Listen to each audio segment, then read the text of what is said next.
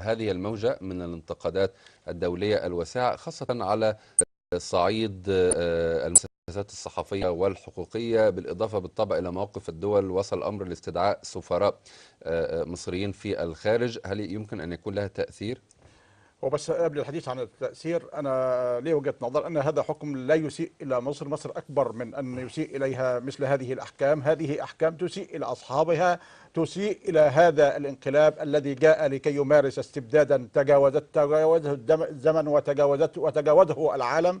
هؤلاء لا يمكن أبدا أن يكونوا تعبيرا عن مصر. هؤلاء لا يمكن أبدا، هؤلاء المستبدين الطغاة الإجراميين لا يمكن أبدا أن يكونوا تعبيرا عن مصر. هذه أحكام لا تعبر عن مصر ولا تسيء إلى مصر. هذه أحكام تسيء إلى هذا الانقلاب. وأنا في تقديري أن القيمة الحقيقية لعملية استدعاء سفراء ولعملية الإدانة الدولية لهذا الحكم حتى يعلم بالعالم كله حجم هؤلاء الانقلابيين، لأن هناك حديث جرى في السابق على أن هؤلاء ربما يتبنى خيارا ديمقراطيا أو أنهم يبنون دولة القانون في مصر. هذا حكم جاء لكي يعري هذا الانقلاب أمام طيب العالم. أنا أود أن أنتقل لنقطة أخرى سريعة. نعم. أستاذ سليم، سأبقى معك.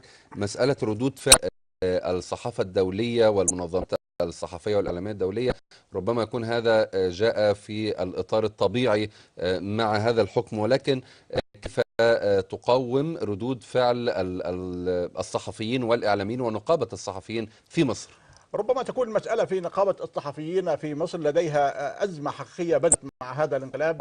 لا أستطيع أن أنسى أن مجلس نقابة الصحفيين كان أول وآخر مجلس نقابي مهني يهرع جميعه ما عدا عضو واحد هو محمد القدوس. هرعوا جميعا من أجل تقديم التحية وتقديم التهنئة للرئيس المؤقت عدلي منصور، وهذا ليس من سلطة النقابة ولا دور النقابة. طيب دعنا في هذه القضية تحديدا.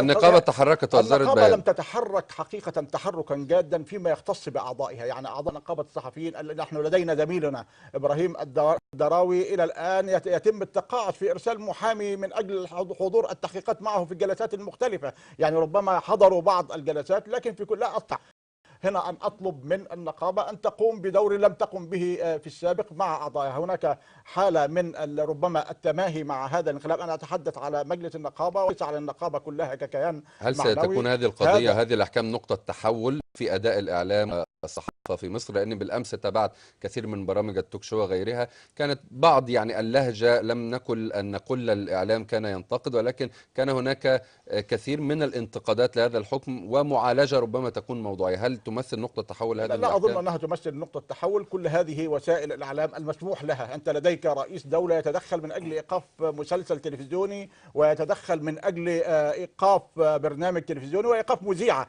وبالتالي هذه وسائل إعلام وتلك فضائيات تتحرك بتعليمات من الباب العالي. إذا تقرر فتح السيسي أن يغيروا الموضوع أو أن يقفوا حتى مع هذه الأحكام ويدافعون عنها سوف يفعلون ذلك. وبالتالي لا أستطيع أن أبني موقفا على مجرد تحركات بسيطة ربما صدرت من قبل مذيعين تصرفوا بشكل شخصي. أستاذ شرف،